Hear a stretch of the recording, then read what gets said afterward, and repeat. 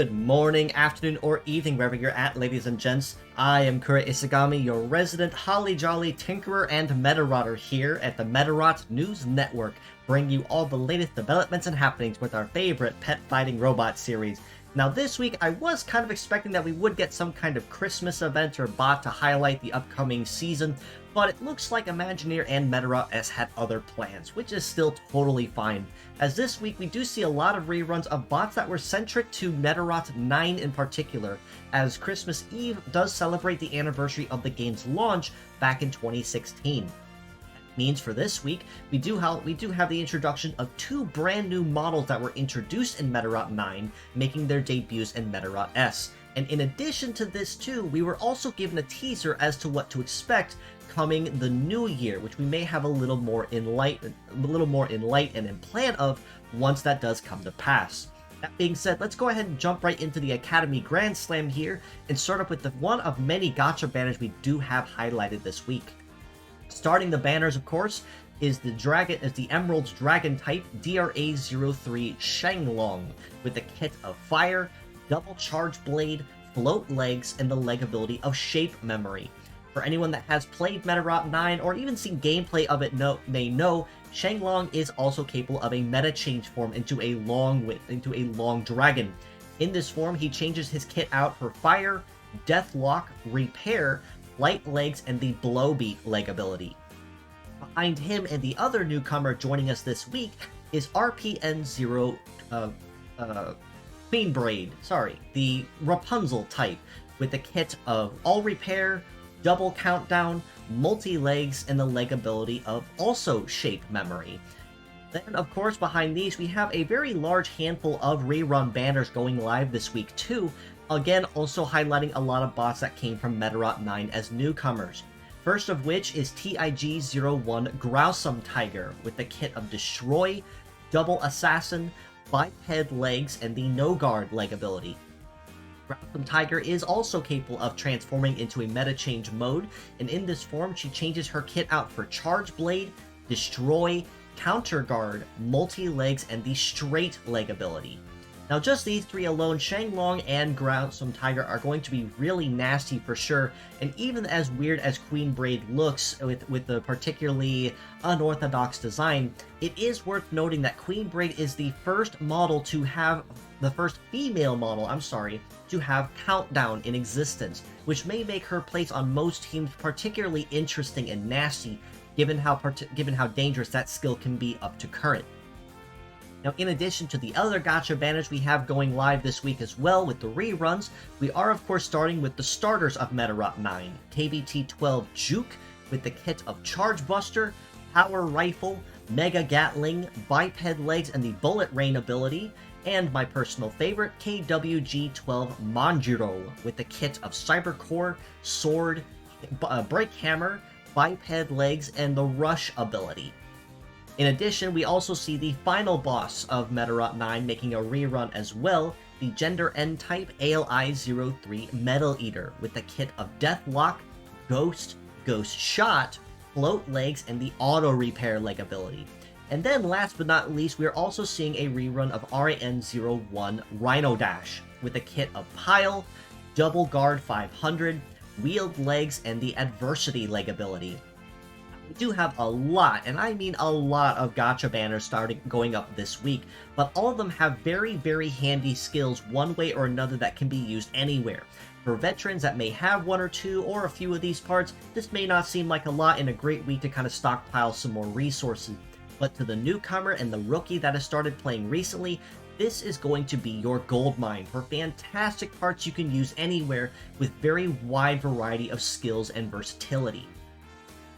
Now, with the fierce battles we have going on this week, we don't see a lot of really high-end stuff compared to previous weeks, or even that may shine a lot of a light in comparison to the gacha banners, but still some very handy skills all the same across the three bots. Starting of which is FLW-01 Charged Seeds with a kit of Beam, Double Heater Plant, Multi-Legs, and the leg ability of Extra Magazine. Behind him we see FSK-00 Jinban Fairy with the kit of Charge Plant, Double Claw, Light Legs, and the Snow type leg ability. And then last but not least, we see DGD0GO Death with the kit of Optic Guard, Double Sacrifice, Float Legs, and the Mirage Leg ability. Now, as I said, even though these three models here may not pack anything particularly dangerous or game-breaking compared to gacha models, it is still worth collecting these guys just for the sake of having the parts. And I do have to give MVP of the week in particular to Jinban Fairy in this instance, given that even though Claw may not be super handy in some instances, Charge Plant can be made very useful for a lot of Metaforce reliant strategies, and any leg type with Snow type honestly is a good one in my book, given that Snow type terrain is one that will trip up even the most compatible of leg types with no higher than an A rank at best. So that now that you have a Flight Legged, which is high mobility, on a terrain that most generally aren't good at, it is guaranteed you are going to keep an edge above the competition. The other two definitely do have skills worth collecting as well, one way or another, but Jinban Fairy is the big one that you want to try to shoot for. Now this week in particular, we did get a heads up of what we would be seeing on Christmas Day on 12/25, and that is a special daily login gacha featuring a previous Medarotter that players that have been playing for a while will have seen up to this point, but to new players it's still a very welcome surprise, and that is the Christmas-themed Medarotter Ibuki, rare rank variant. So of course, anyone that has had her up to this point knows just how she operates, but it is going to be very good to have yet another Medarotter to celebrate the Christmas season. It is also worth noting that they will be holding a Twitter contest as well between now and Christmas Eve, and if the requirements can be met before then, we will also be seeing a release of 15 rubies as an additional gift, in addition to what we will be receiving on Christmas Day. Very easy reward and very easy requirement, honestly. I really don't see any reason why we won't see that closer to Christmas Day, of course. Now, in addition, we do also have another bot joining the tune-up treatment, and that is the Bone Dragon type FDR0 Greed, with a kit of Laser, Double Sword, Biped Legs, and the Carnage leg ability. A lot of Greed's bonuses in particular don't really highlight on a lot of, say, success or critical rates or anything like that, or heat or cool. Instead, being the glass cannon he is, a lot of Greed's bonuses specialize in damage and damage plus, making his already nasty kit even stronger and even more powerful the moment he gets on the field and the more damage he takes. So do definitely expect my breakdown on that too, following this episode upon release. Now, we will also be getting a quality of life update according to what was announced to this week. Now, I don't know if the wording will be 100% correct, so I would say take this one with a grain of salt. But according to what was announced and what little I could translate out of it, it does look like that the terrain exclusive dungeons for the tune-up missions that you use to level up tune-up parts will be made permanently available coming this week's update. So I don't know if that means they'll be available forever, for anyone to farm at any time, or that means that when the mission goes up, we will have access to any terrain that we're looking for. So we will have to see once that update does go live what exactly they meant by that.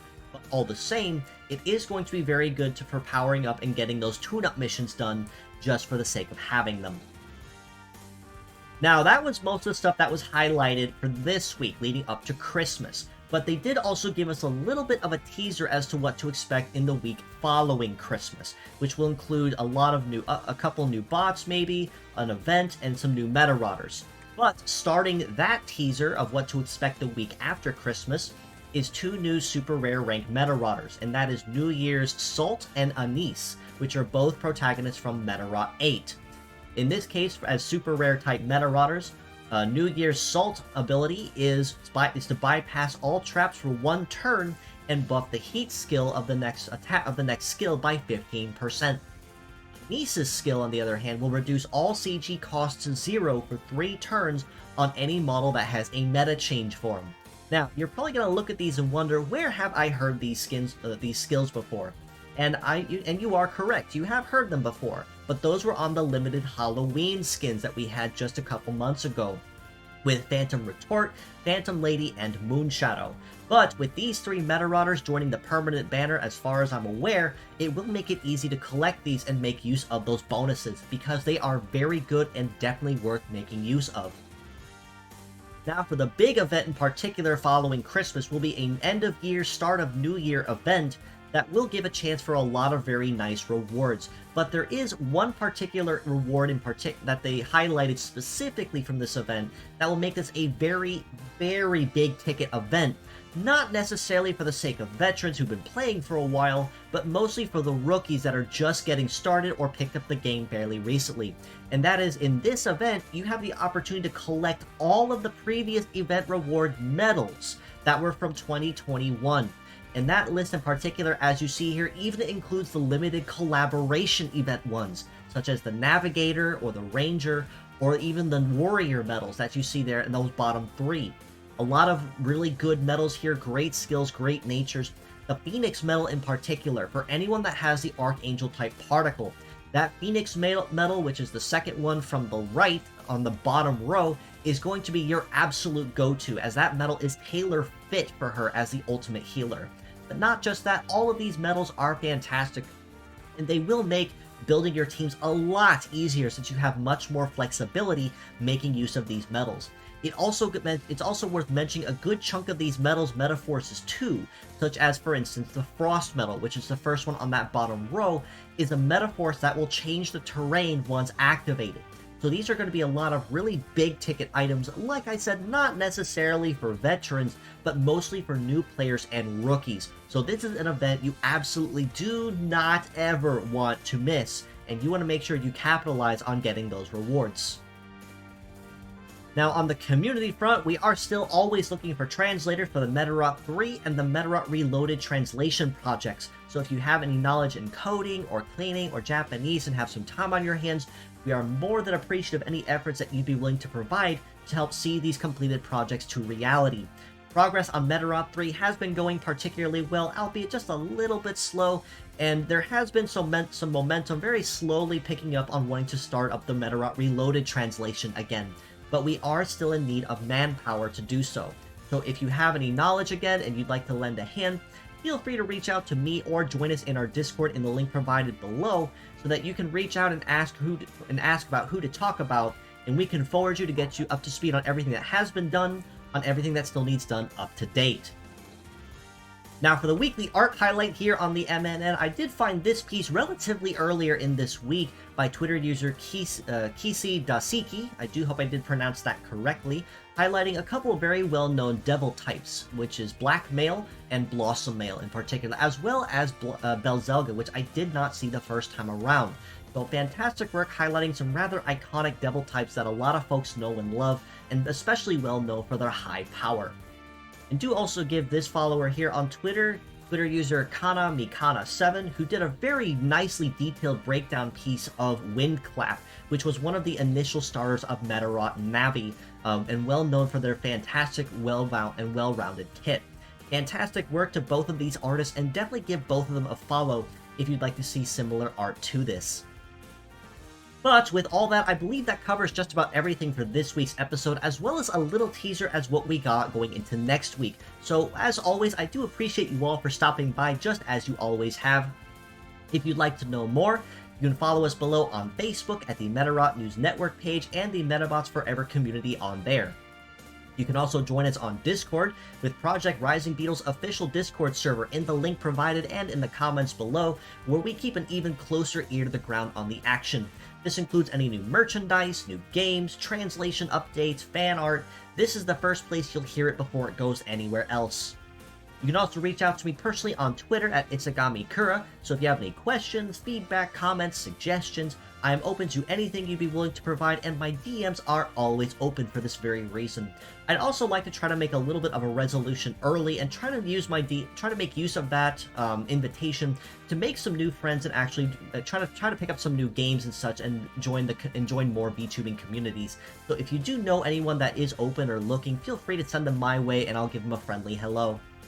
Do also give these wonderful friends of mine a follow as well. Twitter user FlitlockGP. I have highlighted him a pretty fair number of times in the past for wonderful Medarot art that never ceases to disappoint. And in particular, with a lot of models, one of the most recent that was designed was the Santa Mate model for the Ori Meta contest that ended almost a month ago roughly at this point. fantastic Medarotter friend and artist, definitely worth giving a follow. And do also give Twitter user Paper Radicon a follow. I did actually highlight this one in previous under an earlier name, but they specialize mostly in making a lot of papercraft based things of particular Medarots in a low poly chibi kind of form. So definitely a very fun project there. And Paper Radicon also has been working on another project in recent of highlighting models from the early days and kind of going through the history and the chronology of them. So definitely give both of these people a follow if you'd like to keep more up to date. That being said, once again, thank you always for stopping by, just as you always do. Until next time, this is your host, Kura Isagami of the Medarot News Network, signing out.